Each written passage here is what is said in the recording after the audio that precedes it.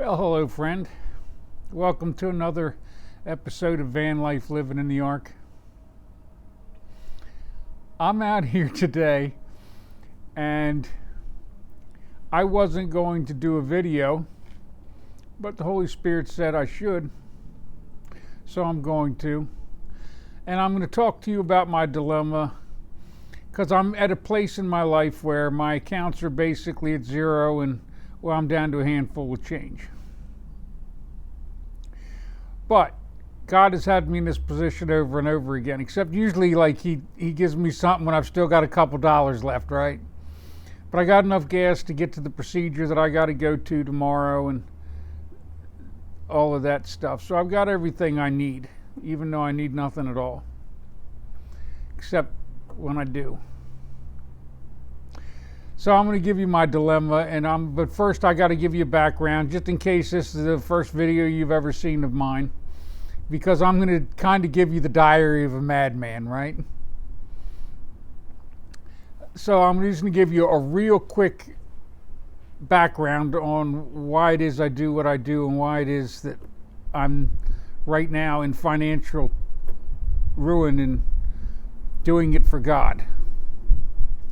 Well, what happened was I was a child that had trauma, and even though I grew up in religion, I turned from religion because I couldn't believe in a God that allowed the things that happen to kids, and there's just no sense to any of it, and what happens to people.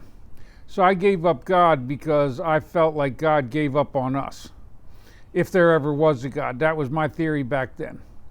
My whole life has been first an ascent into hell from the hell that was done, and then the rest of my life has been an ascent, or that was the descend into hell, and the rest of my life has been trying to get out.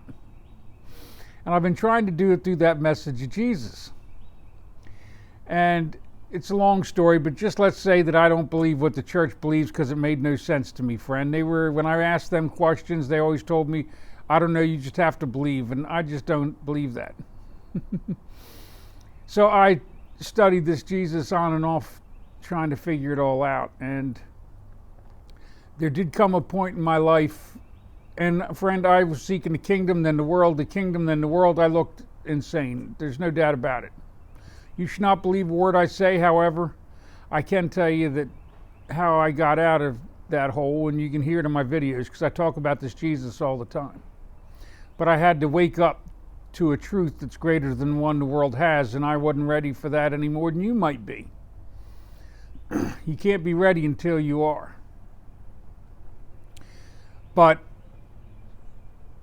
so because of all of the insanity in my life, there have been times when God talked to me and I did things and that I knew that I was doing God's will, and it ended up costing me far more in the long run and put me in this same boat. I had to file bankruptcy years ago after I prayed to God and He gave me a direct answer that was just clear as day. It was the right answer. It's a long story. I don't have time to go into all of that at the moment. But anyway, let's just say a camel went through the eye of a needle. That was the purpose of running me through the fire. He wanted me to see that the truth that the world has just isn't worth having, but the one Jesus had is. So I went to my Father and I said, I don't care if you whip, beat, and crucify me, you either give me the truth or kill me now. And I said that because I was so upset. And a death showed up in my mind, and a voice showed up more clear than, like, you seek the Holy Spirit and you get an answer that's like this thought. Well, a voice showed up in my head clear as day and said, do you agree? And from that day on, I learned a bunch of stuff, but I'll tell you the truth, I didn't believe in the Bible. I didn't believe in Revelation, so I didn't believe any of the stuff and then this voice shows up, had me reading the Old Testament and explaining to me things about the Old Testament. Now understand, I don't expect you to believe in the Old Testament because you don't have to. I don't follow the Old Testament. That's the old wine and the old wineskin. The New Testament is Jesus, and He's the new wine. And therefore, He's the new wineskin. So I drink from the new wine. Not Paul. I drink from Jesus. Understand that. I read a red letter edition of the Bible. I live my life by those words, not by any of the others. even though I mess it up, friend. I'm not perfect according to his rules. But I often have to say, forgive me, Father, for I know not what I do. But anyway, so because he showed me the truth of that, he also showed me that Revelation was true, and he showed me some things that scared me to death. And well, I was told people that I was talking to God, and because I told them some of the things he told me, other people thought I was out of my mind, and I ended up in a psychiatric hospital, which is right where I needed to be, because that's where I come to learn to know love by experience. Through that, it ended up getting me into the mental health system, where I ended up working and helping people. And it turns out Jesus' message was trying to teach you how to heal your mind, because that's where the kingdom is. What's in your heart is whatever your mind's full of. And if your head is full of resentment, so is your heart.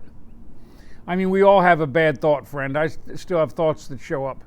I'm not a person that, like I told you, I didn't descend from heaven. I ascended from what other people would call hell in their life. So I had a lot of resentment and anger and all of that. So his message was my doctor, and it got me out of the hole. But a few years ago, the Holy Spirit, that I was taking medication and doing all this stuff so that I didn't hear this voice that they were talking about, showed back up in my life and said, it's time to pay your debt. And you guys know this is called the Ark because I live in a truck. I got rid of I basically have a car and a truck, and whatever fits in those is what I own. It's a long story. But for 3 years, he has told me to do things, and every time he has made it pay out. However, at the moment, he keeps telling me that I have to just allow things to go the way they are. And I'm going to tell you why it is.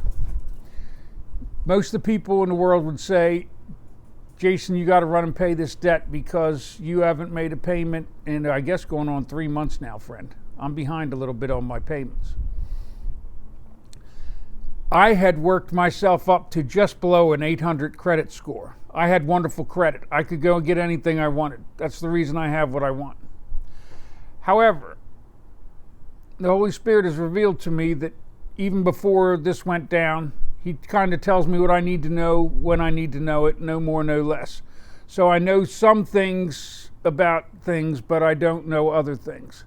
He shows me what I need to know and to give me enough faith to keep coming. And he told me that I was going to end up in this position where I was going to feel financially strapped, and that I was going to have faith beyond faith. And I'll tell you what, so even though my credit now is probably way down, I have no idea what it is, friend, because I don't even look. But I can tell you that because I have not paid these debts, because I've had no job, because, well, long story. But anyway, so here I am following God. And just the other day I had to have this conversation with my folks, because believe me, people in my life think I'm insane, so understand that. But people in Jesus' life thought he was too. That's why they come down the hill to lay hands on him, said he was out of his mind. And he said if you believed in him, they'd do the same to you. So understand, they've done the same to me. But I keep coming because Jesus said that you can't serve two masters.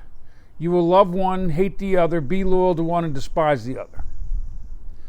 And I don't know exactly how my Father's going to have me teach this message of Christ, but he has told me that he is preparing me to speak the truth of love and the love of truth, which I've been doing on video. So I have been doing it anyway.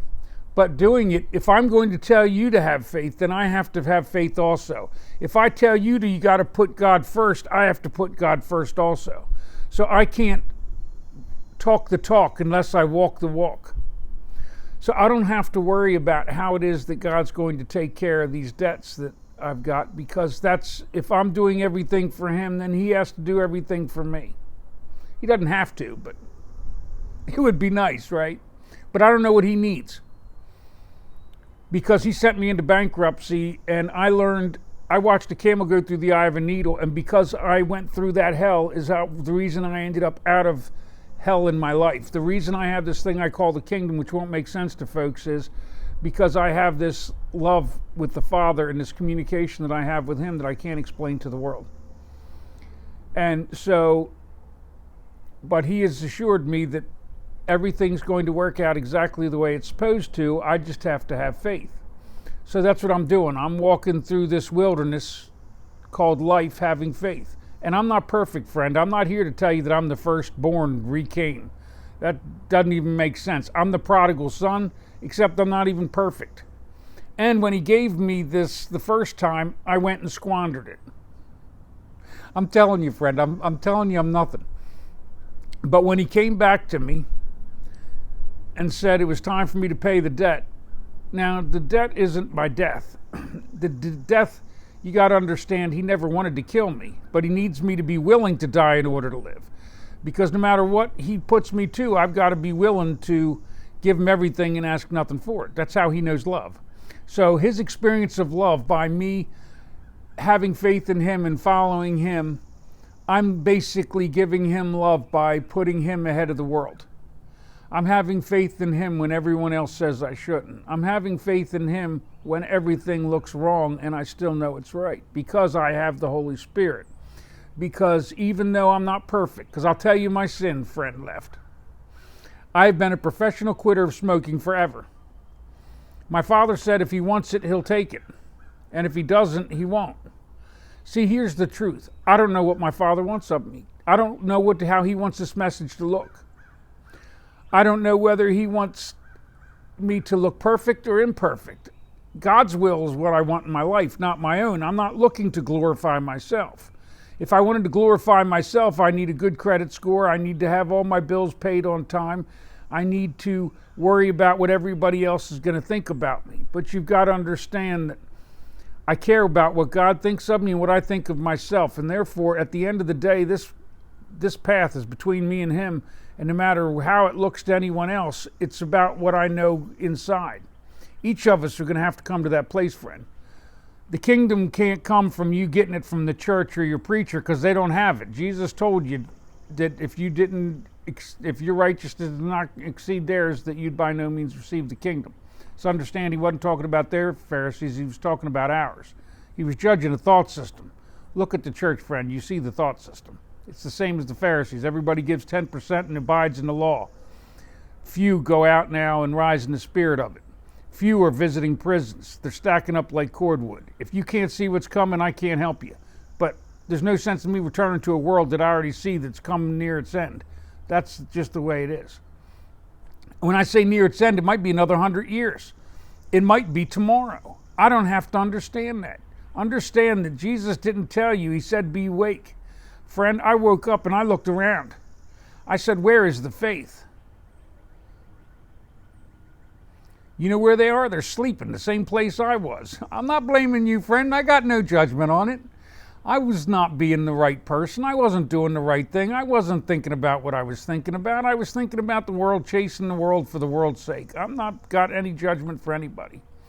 But understand that I had to go into this wilderness because I gave my father a promise. And so even though when I say wilderness, I'm actually staying at my folks' house at the moment. My ark is in Virginia, and I can't even afford to get back to my ark. But it doesn't matter. I'm doing this for him. And everybody thinks that I should get off of this boat because it doesn't seem to be going anywhere. But understand that while Noah was building that ark, they were laughing at him, friend. When Noah got done building the ark, he invited anyone that wanted to come on to get on, and they still laughed at him. Then my father shut the door, and a week later the rain started. So I'm here to tell you, the ark that you need to build is in your heart. If your ark is built, then you're ready for the storm.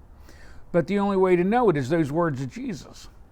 So understand that I'm doing everything because this is what Jesus told me. And the Holy Spirit talks to me, and I can know that I'm talking to the Holy Spirit because I read Jesus' message.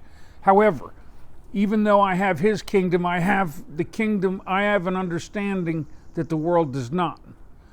Because I did the things he asked, and when I come to the conclusion that it didn't make sense, I banged on the door to the kingdom until I traded my life for it. So understand, I have no idea how long I live. I don't know. Maybe today I'll die in a car accident. It doesn't matter. Maybe today someone will kill me. It doesn't matter, friend. The question isn't how long am I going to live? The question is how good am I going to live? And it's not how much I have that makes it good. What makes it good is that I know that I'm doing my Father's will in my heart. Many people would say because I smoke cigarettes, I'm a sinner. But friend, there's nowhere in the Bible that says it's wrong, and the churchgoers were all smoking until a few years back, and then when general population says it's wrong, now it's a sin. Jesus told you about that this world and the Pharisees, they're going to always make up their own rules, and they're going to always tell you you're wrong and they're right. Friend, the only person you got to worry about is Christ. If you get to know him, you get to know my Father. So understand, even though my credit is plummeting and my bills are unpaid, and if I were of the world, then that should scare me to death, but I'm not.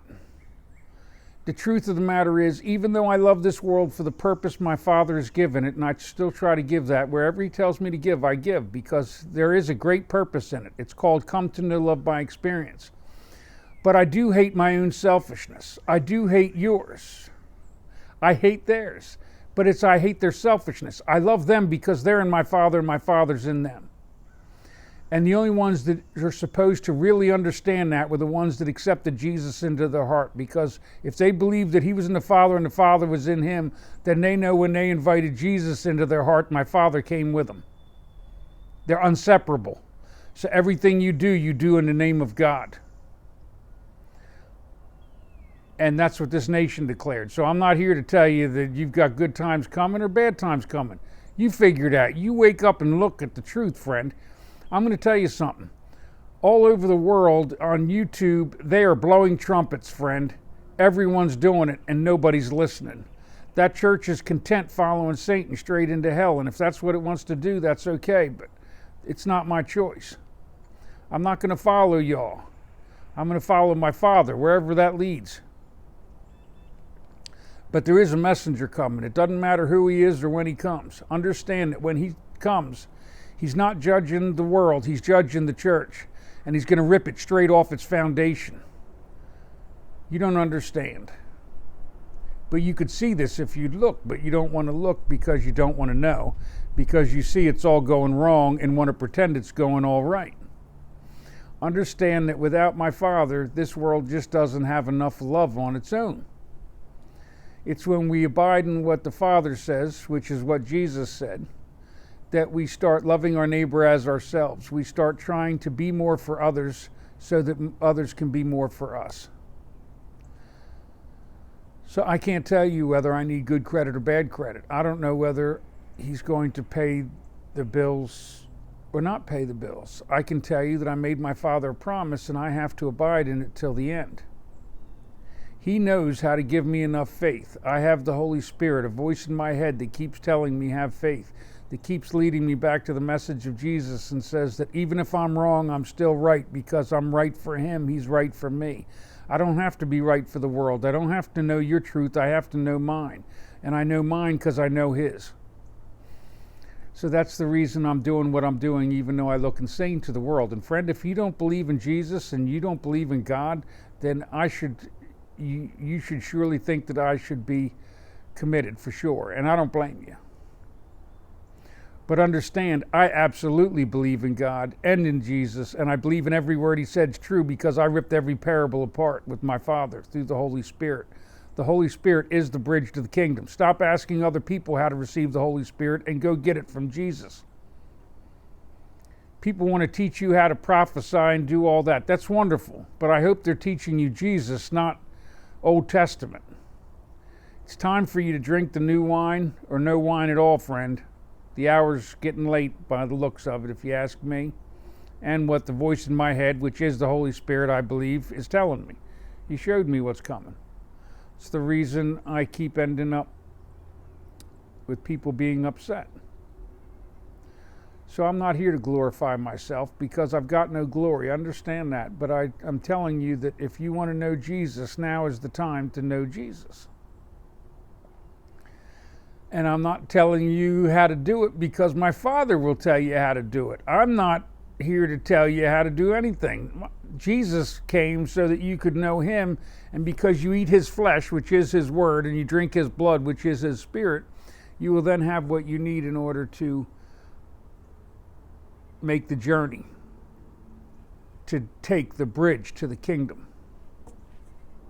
And even if you're doing it wrong, you'll end up doing it right, because you'll be doing it because it's what you know. At the end of the day, friend, do you think my Father's going to kick me out of the kingdom because I didn't know whether he wanted me to smoke or not? If I gave him all my credit, if I gave him everything, if I abandoned the world for the love of Christ, is my Father upset? So understand, the world's going to tell me I'm wrong. I expect it. I anticipated it. It must be said. So those that are of the world, whether they say they know Jesus or not, they're going to deny that I know anything, because they're trying to follow their truth, not mine. So I don't want you to follow mine. I want you to follow yours, but I want yours to be his. And if yours isn't his, then I would suggest you get to reading.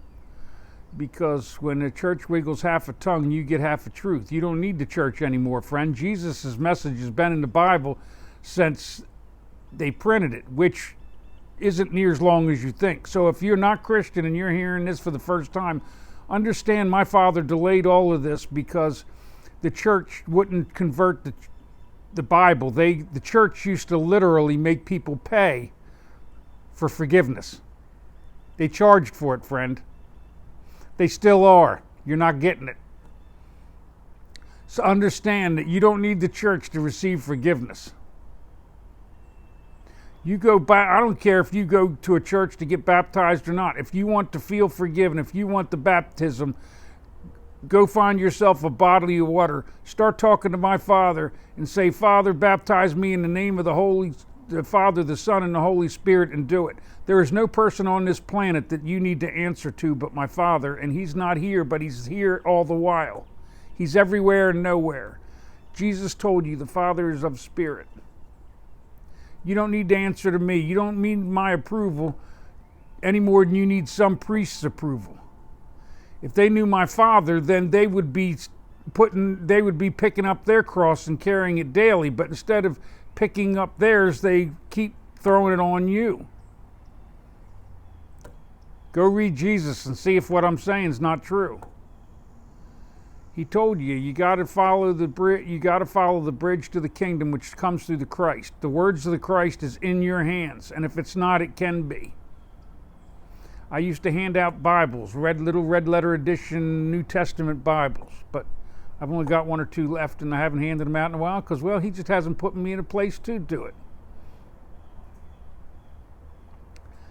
I don't push my truth on anybody. He tells me to do it on the internet. When I get in conversation with people, if you talk to me any length of time, sooner or later you're going to figure out that I'm a Jesus freak, because if you ask me what I do for a living, I don't.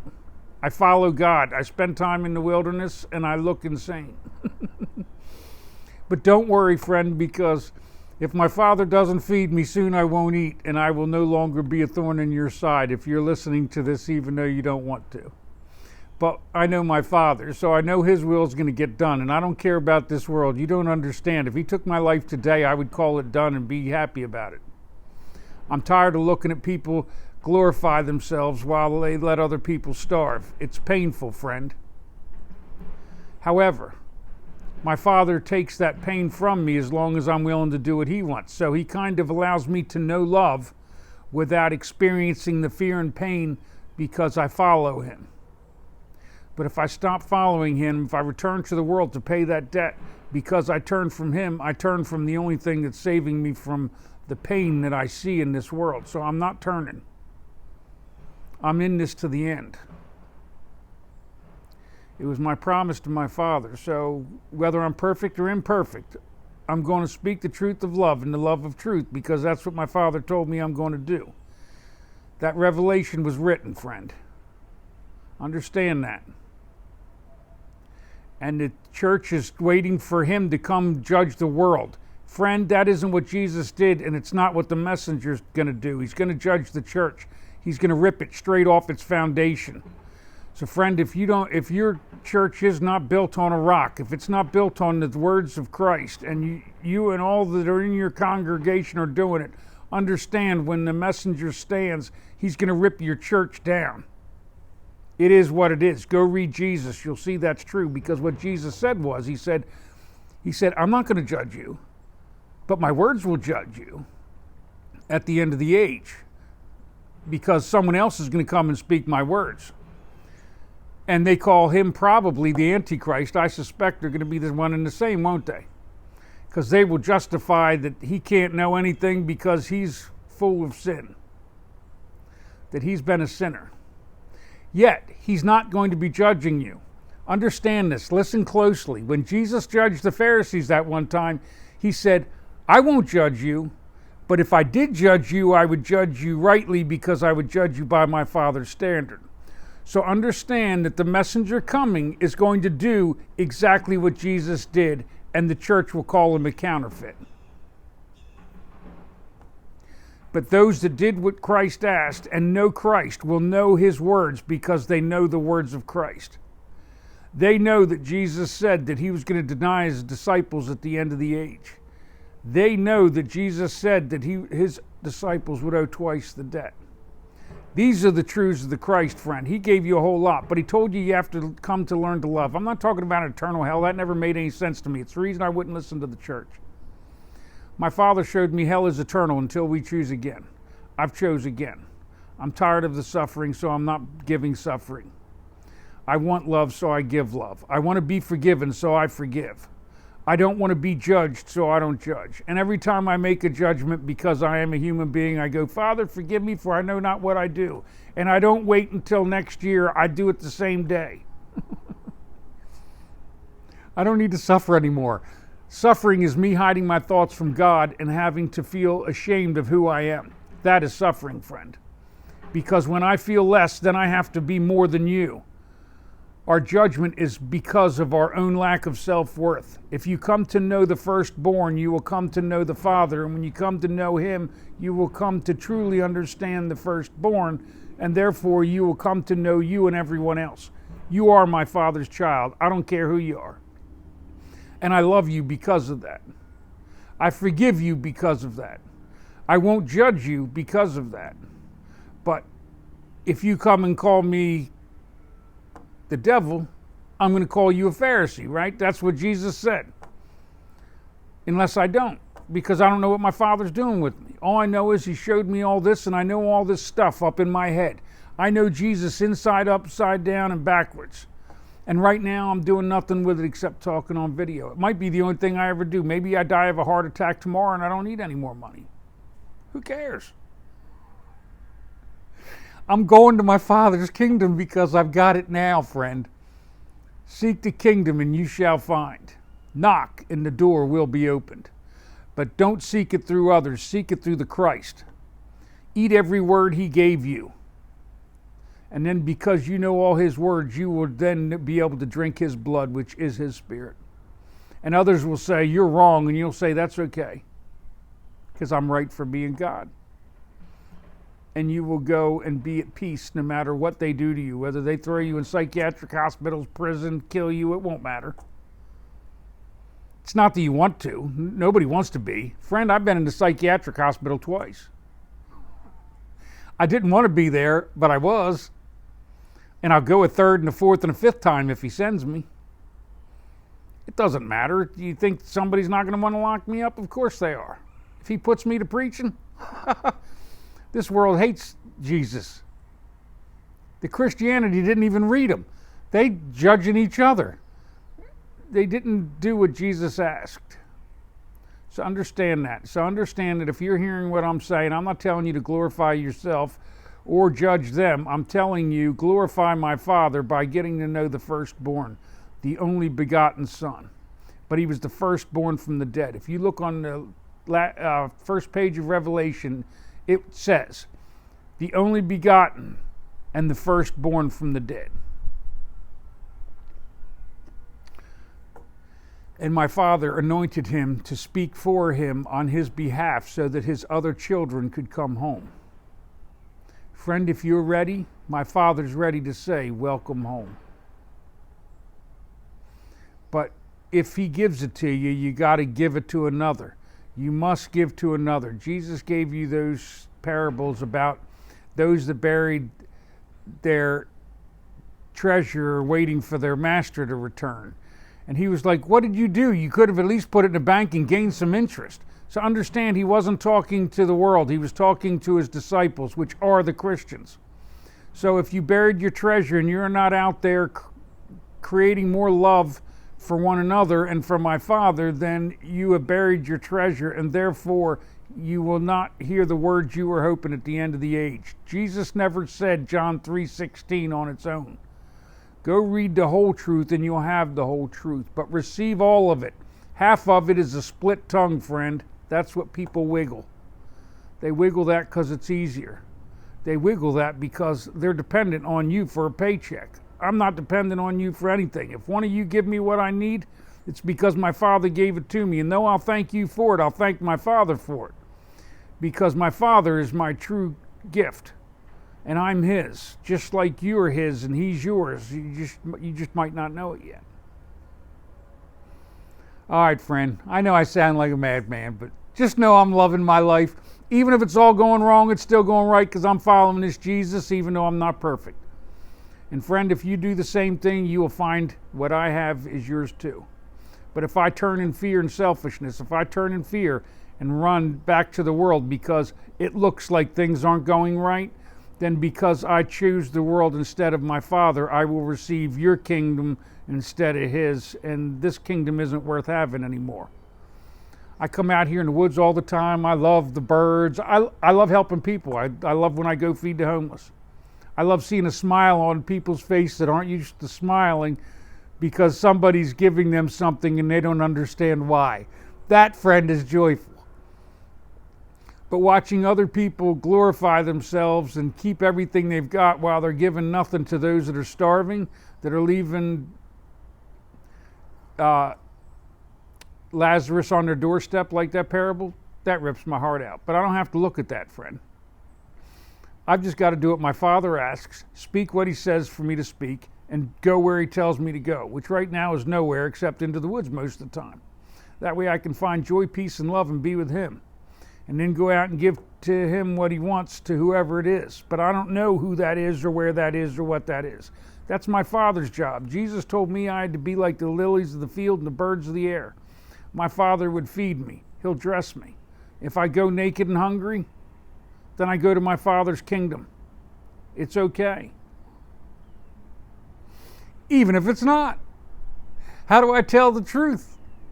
How can I tell you what I know when I know nothing at all except for I know everything because I saw my Father in the beginning? I can't tell you what I know. I can't tell you about the treasure in my field because it won't make any sense to you. But Jesus told you. What can I tell you of these simple things? All right, friend, it looks like the surgeon's calling me, so gotta go.